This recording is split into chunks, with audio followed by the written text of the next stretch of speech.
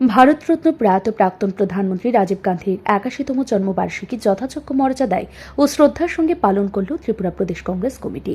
এদিন সকালে থেকেই রাজধানী আগরতলা কংগ্রেস ভবনে ছিল গাম্ভীর্যপূর্ণ আবহ। জাতীয় পতাকা, দলীয় পতাকা এবং সহযোগী সংগঠনগুলির পতাকা উত্তোলনের মধ্য দিয়ে সূচনা হয় অনুষ্ঠানের।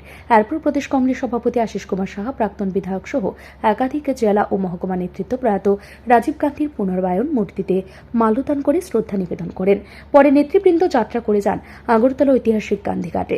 সেখানকার শহীদ বেদিতে পুষ্পার্ঘ্য অর্পণের মাধ্যমে তাকে স্মরণ করা হয়। জাতীয় কংগ্রেসে অবিসংবাদিত নেতা, ভারতবর্ষে প্রয়াত প্রধানমন্ত্রী, ভারতরত্ন রাজীব গান্ধী আজকে ৮১তম জন্মতিথি। এই দিনটি সারা দেশে জাতীয় কংগ্রেসের পক্ষ থেকে সদ্ভাবনা দিবস রূপে পালিত হচ্ছে। ত্রিপুরা প্রদেশ কংগ্রেসের পক্ষ থেকে এই দিনটি পালনের লক্ষ্যে আমাদের প্রদেশ, জেলা এবং ব্লক স্তরে রাজীব গান্ধীর প্রতি পূর্ণ শ্রদ্ধা সহকারে আমাদের এই কর্মসূচি আমরা পালন করছি।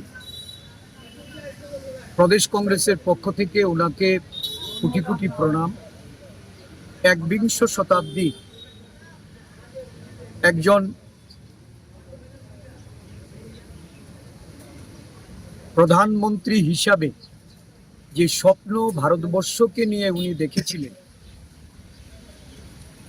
এই স্বপ্নের ভারত গড়ার উনি একজন বড় কাণ্ডারি ছিলেন। ভারতবর্ষের বহু উন্নয়ন, বিকাশ এবং প্রগতির পদক্ষেপ ওনার স্বল্পকালীন প্রধানমন্ত্রীত্বে গ্রহণ করা হয়েছিল। প্রসঙ্গত, কংগ্রেস দল প্রতি বছর রাজীব গান্ধীর জন্মদিবসকে সদ্ভাবনা দিবস হিসেবে পালন করে।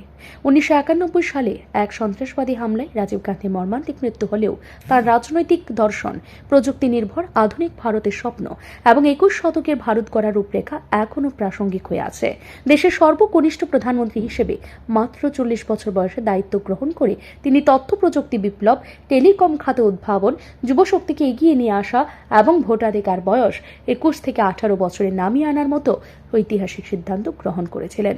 এদিন সাংবাদিকদের মুখোমুখি হয়ে প্রদেশ কংগ্রেস সভাপতি আশিস কুমার সাহা বলেন, রাজীব গান্ধী স্বপ্ন দেখেছিলেন একটি আধুনিক, বিজ্ঞান মনস্ক ও প্রগতিশীল ভারতের। তার সেই আদর্শ স্বপ্নকে সামনে রেখে আমাদের নতুন প্রজন্মকে গড়ে তুলতে হবে। ব্যুরো রিপোর্ট, ঋদ্ধি নেটওয়ার্ক।